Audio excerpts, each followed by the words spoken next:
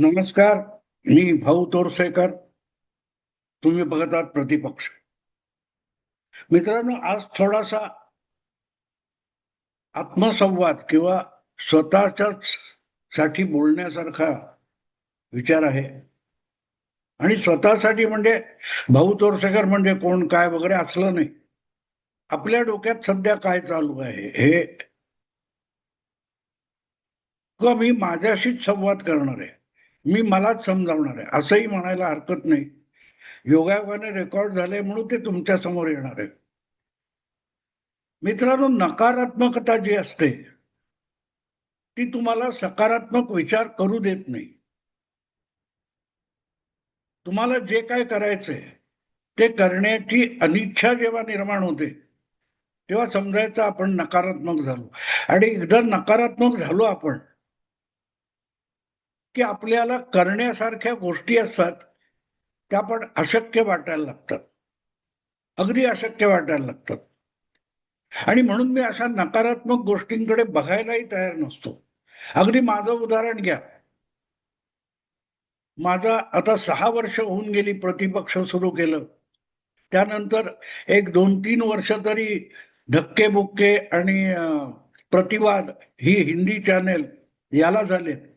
या सगळ्या तीनही चॅनेलच्या खाली मी कॉमेंट बंद ठेवलेले. आपण जे काही टाकतोय रेकॉर्ड करून ते लोकांना आवडतं की नाही, हा काय असेल तो प्रतिसाद आपल्याला कळावा ही इच्छा माझीही असते. पण गंमत अशी असते की तिथून काहीतरी कटकटी सुरू व्हायच्या आणि आपण विचलित व्हायचं. तर त्यापेक्षा त्या कॉमेंट नसलेल्या बऱ्या. लोकांनी नाही बघितलं तरी चालेल, नाही ऐकलं चालेल, आपल्याला जे सांगायचंय ते सांगून टाकायचं आणि समाधानी राहायचं. आपलं मन मोकळं झालं.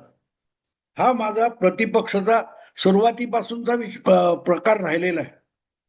पण अनेक जण असे आहेत त्यांना येऊन तिथे शिव्या घालायच्या असतात. तू भिकार आहेस, तू चाटुकार आहेस, तू भाजपचा चमचा आहेस, देवेंद्रचा चाटुकार वगैरे वगैरे शिव्या घालायच्या असतात. आणि त्यामुळे कॉमेंट बंद असले की अशा लोकांची निराशा होते की याला शिव्या घालायच्या तर कुठे. पण शिव्या घालण्याची उबळ इतकी असते की माझ्या युट्यूब चॅनेलच्या पलीकडे मी इतर कोणाच्या युट्यूब चॅनेलवर गेलो, माझ्या मुलाखती किंवा गप्पांचे कार्यक्रम असले किंवा माझं कुठलं तरी भाषण वगैरे टाकलेलं असतं इतर कुठच्या युट्यूबवर, त्याच्या खाली जाऊन हे लोक अगत्याने शिव्या घालतात. ठीक आहे, मी भिकार माणूस आहे, तुमच्यासाठी नावडतं आहे, जे काय आहे ते आहे. पण त्या शिव्या घालण्यासाठी जर तुम्ही इतके सगळे कुठचे कुठचे युट्यूब चॅनेल शोधून मला शिव्या घालत असाल तर त्यासाठी तुम्हाला प्रयत्न करायला लागतो. ते इतरांच्या दारात जाण्यापेक्षा ज्या अर्थी तुम्ही या कॉमेंट करू शकताय याचा अर्थ तुमच्याकडे युट्यूब लावण्या इतकं सुविधा उपलब्ध आहे. काय तर फोन असेल, टॅब असेल किंवा लॅपटॉप असेल तर त्याच्यावर तुम्ही स्वतःच युट्यूब काढून भाऊ तोरसेकर असेल किंवा भाऊ तोरसेकर सारखे जे काही इतर कोणी सुशील कुलकर्णी असेल, तुमचा प्रभाकर सूर्यवंशी असेल, आमच्यासारख्या लोकांना शिव्या घालायच्या. तर त्यासाठीच तुम्ही एक युट्यूब चॅनेल स्वतःच सुरू करायला हरकत नाही. अगदी शिव्या घाला, आम्ही मांडलेले मुद्दे खोडून काढा, काही हरकत नाही. पण ते करण्याची इच्छा नाहीये. ती नकारात्मकता असते. आपल्याला काही करायचं नाहीये आणि दुसरा काही करत असेल तर त्याच्यात अडथळे निर्माण करायचे, याला नकारात्मकता म्हणतात. आपल्या निष्क्रियतेला सक्रियता दाखवण्यासाठी केलेली केविलवाणी धडपड म्हणजे नकारात्मकता असते. आणि असे लोक असतात.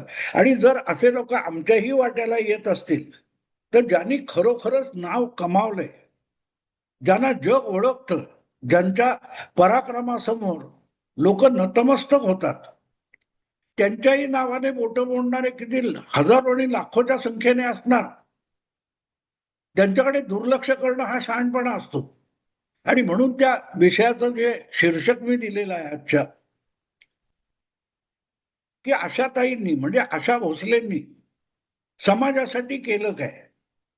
खरं तर असा प्रश्न माझ्या डोक्यात कधीच आला नाही, यायची गरजही नाही, कारण मी सकारात्मक विचार करणारा आहे.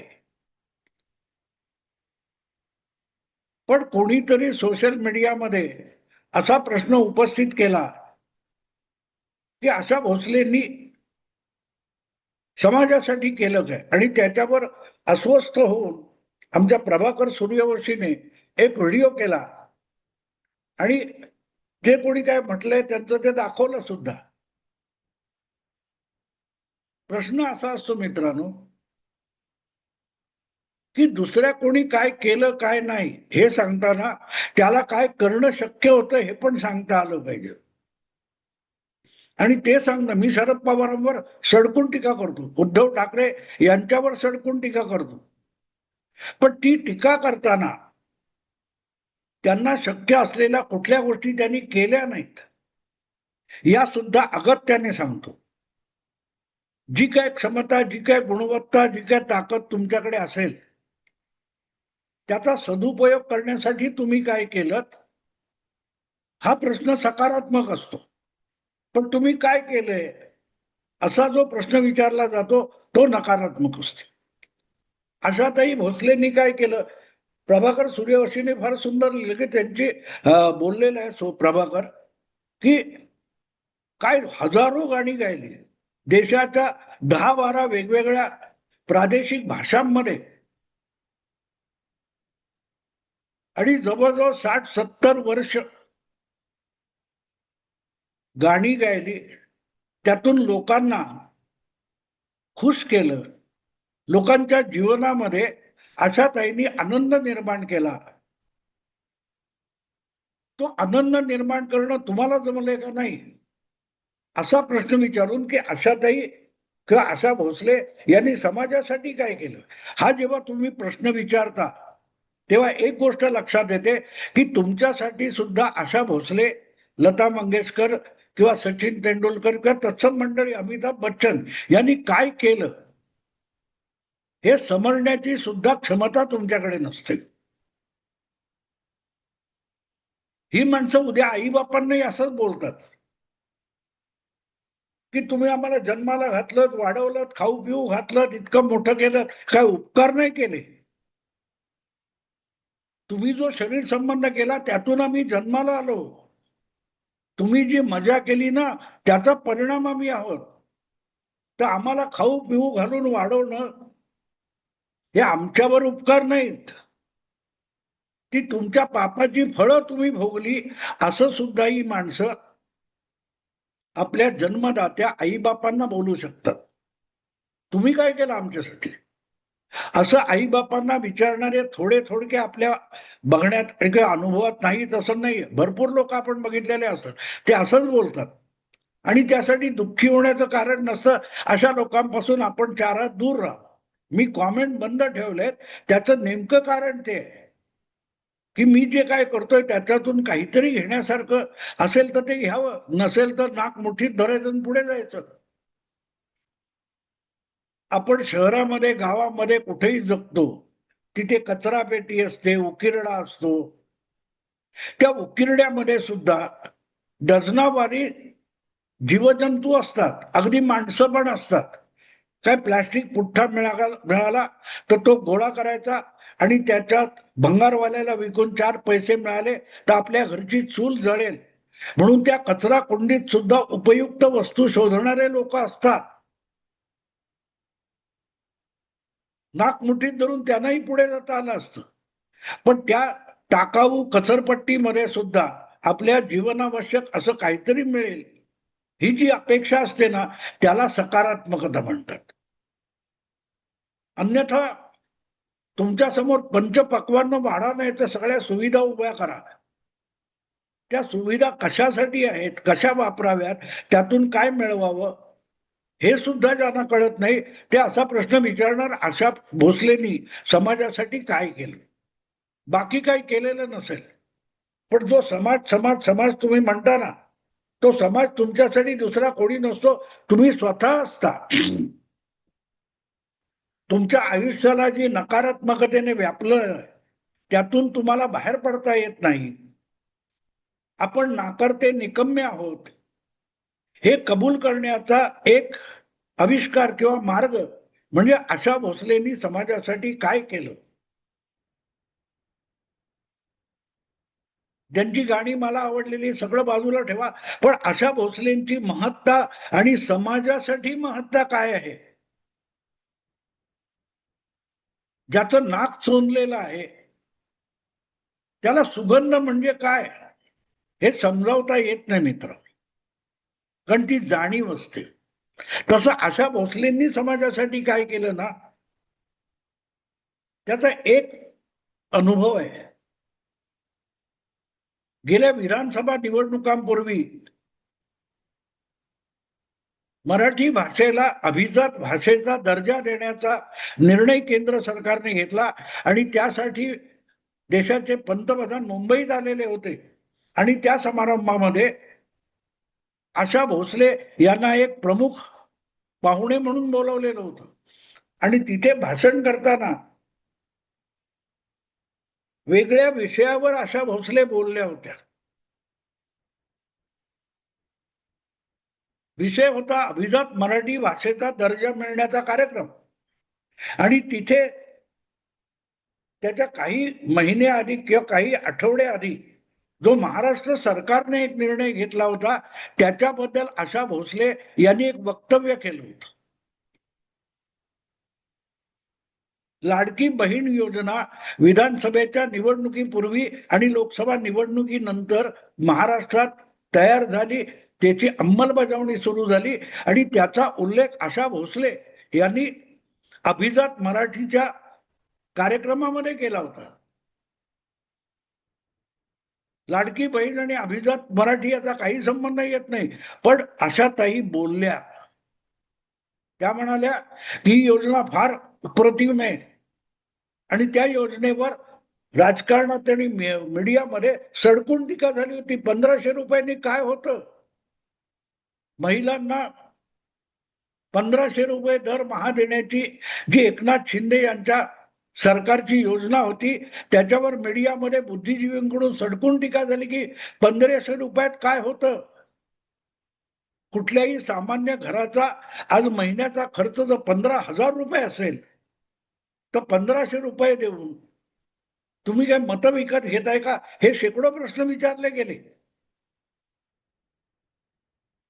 पण 1500 रुपये गरजवंतासाठी काय असतात हे ज्यांना कळतं ना, त्याला त्या 1500 रुपयाची किंमत कळत होती आणि करोडो रुपयाची मालमत्ता गाठीशी असताना त्या 1500 रुपयाची खरी किंमत आशाताईंना कळली होती आणि त्यांना राहवलं नाही. मराठी अभिजात भाषेचा कार्यक्रम आणि त्यात आपल्या वेदना आशाताईंनी व्यक्त केल्या होत्या की 50 वर्षापूर्वी 60 वर्षापूर्वी 2 वेळचं अन्न मिळताना मारामार होती. सकाळचं दुपारचं आम्ही जेवायचो नाही, संध्याकाळी जेवता आलं पाहिजे झोपण्यापूर्वी, म्हणून सकाळी अर्धपोटी राहायचो किंवा उपाशी राहायचो. त्यावेळेला जर कोणी लाडकी बहीण योजना आणून 1500 रुपये दिले असते तर माझे दिवस किती सुखात आणि आनंदात गेले असते, माझे माझ्या कुटुंबाचे, असे उद्गार आशाताईंनी काढले होते. हजारो कोटीची मालमत्ता ज्यांच्या गाठीशी आहे त्यांना 1500 रुपये एका गरजू महिलेला मिळतात याचा अर्थ कळू शकतो. ती आशा भोसले ज्यांना कळली नाही ना त्यांना हा प्रश्न पडणार की आशा भोसलेंनी समाजासाठी काय केलं. त्यांनी काय केलं हे शोधू नका. आशा भोसलेंनी अर्धपोटी राहून सुद्धा आपला गळा जपला, गायन जपलं. गाण्यातून करोडो करोडो लोकांना आनंदित केलं, अनेक पिढ्यांना आनंदित केलं. ते करताना लोकांना आनंद द्यायचा होता का हा विषय बाजूला ठेवा. आपल्या कुटुंबाची आणि आपल्या पोटाची आग विझवण्यासाठी ती गायनाची तपस्या, कष्ट लता दिदी असतील किंवा आशा भोसले असतील त्यांना करावे लागले. त्यांनी स्वतःसाठी केलं. आपली गरज होती. वडिलांचा अकाली मृत्यू झाल्यानंतर 10-12 वर्षाची ही पोरं ती वाढवायची जबाबदारी लता दीदींवर 11व्या-12व्या वर्षी आली होती. त्यांच्यापेक्षा 4 वर्षाने आशाताई लहान होत्या आणि सगळी पोरं. तर घरातली चूल जळावी, 2 वेळचं अन्न पोटात यावं, यासाठी त्यांनी जे काय केलं ते करता करता जगाला त्या आनंद देऊन गेल्या. हे ज्यांना समजत नाही त्यांना सुगंध म्हणजे काय सांगता येणार नाही, त्यांना आईची ममता म्हणजे काय सांगता येणार नाही.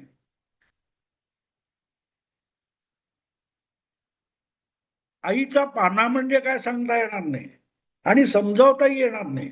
त्यांना वाटणारच काय दिलं, समाजासाठी काय केलं, या गोष्टी समजून घ्यायच्या असतात, सांगायच्या नसतात. आणि त्या सांगाव्या लागतात तेव्हा त्या आपुलकीच्या नसतात. तुम्हाला मी भीक दिली असं म्हणणारे शेकडो असतील, पण तुम्हाला काय दिलं हे समोरचा सांगत नाही आणि तुम्हाला ऐकावं सुद्धा लागत नाही ना, तेव्हा प्रचंड श्रीमंती या 2 नात्यातून एकमेकाला मिळत असते. देणाऱ्याला सांगावं लागत नाही, घेणाऱ्याला ऐकावं लागत नाही, पण दोघांना कळतं आपण दिलं त्याला मिळालं. सचिन तेंडुलकरच्या त्या सगळ्या क्रिकेटच्या विक्रमातून करोडो रुपयाची मालमत्ता त्याला मिळाली असेल, पण करोडो लोकांना त्याच्या त्या क्रिकेटमधून फटकेबाजीतून आनंद मिळाला.